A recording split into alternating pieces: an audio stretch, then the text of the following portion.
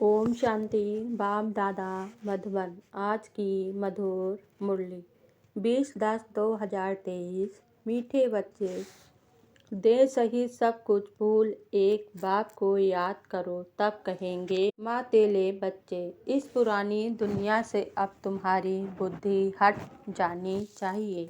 प्रश्न: बाप का ज्ञान किन बच्चों की बुद्धि में सहज ही बैठ जाता है? उत्तर: जो गरीब बच्चे हैं, जिनका मुंह नष्ट है और बुद्धि विशाल है, उनकी बुद्धि में सारा ज्ञान सहज बैठ जाता है।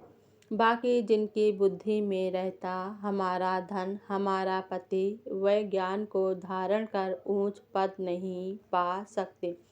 बाप का बनने के बाद भी लौकिक संबंधों को याद करना माना कच्ची सगाई है। उन्हें सौतेला कहा जाता है। गीत है: मरना तेरी गली में, जीना तेरी गली में। ओम शांति। मीठे मीठे बच्चों ने गीत का अर्थ तो आपे ही समझा होगा। अब जीते जी आकर के बाप का बनना है और पुरानी दुनिया जिसको रौरव नर्क कहा जाता है, उसको भूलना भी है और छोड़ना भी है। रौरव नर्क को भूल फिर स्वर्ग को याद करना है। अपने को आत्मा समझ अपने बाप को याद करना है। आज की मुरली से मुख्य 10 पॉइंट। पहली पॉइंट: एक जन्म का नहीं, जन्म जन्मांतर का कर्म बंधन है। कितने पाप किस किस के साथ किए हैं, वह सब जन्म ले भोगने पड़ते हैं। दूसरी पॉइंट: गरीबों को जाति वर्षा मिलता है। सब सेंटर में देखो, साहूकार कोई मुश्किल ठहर सकते हैं। स्त्रियां भी गरीब घरों की ही आती हैं। धर्मवान को तो पति से सुख मिलता है, इसलिए उनसे बुद्धि योग टूट नहीं सकता। तीसरी पॉइंट: सद्गत दाता एक बाप है। तुम बच्चे बाप द्वारा अभी ज्ञान की बातें सुन रहे हो। यह ज्ञान की उन्हीं बच्चों की बुद्धि में बैठता है जिनकी बुद्धि विशाल है, मोह नष्ट है। चौथी पॉइंट: यहाँ कोई बच्चे अपने बाप को अथवा साजन को जानते ही नहीं हैं, तो सगाई कैसे हो? नंबर वार है। कईयों की कच्ची सगाई है, पारलौकिक साजन को याद नहीं करते। पांचवी पॉइंट: घड़ी घड़ी भूल जाते हैं। 25-30 वर्ष वाले भी पूरा याद नहीं कर सकते। तुम जानते हो, पारलौकिक साजन स्वर्ग के 21 जन्म लिए महारानी महाराजा बनाने वाला है। छठवीं पॉइंट: तुम जानते हो, आधा कल्प है ज्ञान कांड, आधा कल्प है भक्ति कांड।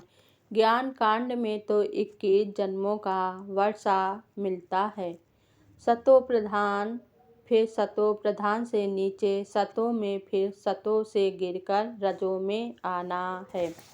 सातवीं पॉइंट: बाप तुम बच्चों को अनेक राज समझाते रहते हैं।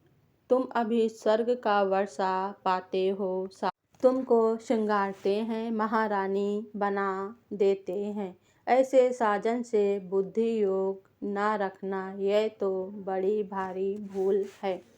आठवीं पॉइंट: मौत जब नज़दीक आएगी तो बताएंगे तुमने पुरुषार्थ पूरा नहीं किया है, तब तुम्हारा ऐसा हाल हुआ है। तुम किस किस्म की प्रजा में जाएंगे, नौकर चाकर बनेंगे, सब बताएंगे। 9वीं पॉइंट: कई बच्चे समझते हैं आज हमने मुरली बहुत अच्छी चलाई, परंतु नहीं, यह तो शिव बाबा आकर मदद करते हैं, अपना अहंकार नहीं होना चाहिए। 10वीं पॉइंट: हमको परमात्मा के साथ योग लगाना चाहिए, पवित्र आत्मा बनना है, बाकी आत्मा को कोई परमात्मा नहीं बनना है। अच्छा, धारणा के लिए मुख्य सार। पहली पॉइंट: एक के साथ सर्व संबंध रख बुद्धि योग अनेक बंधनों से निकाल लेना है।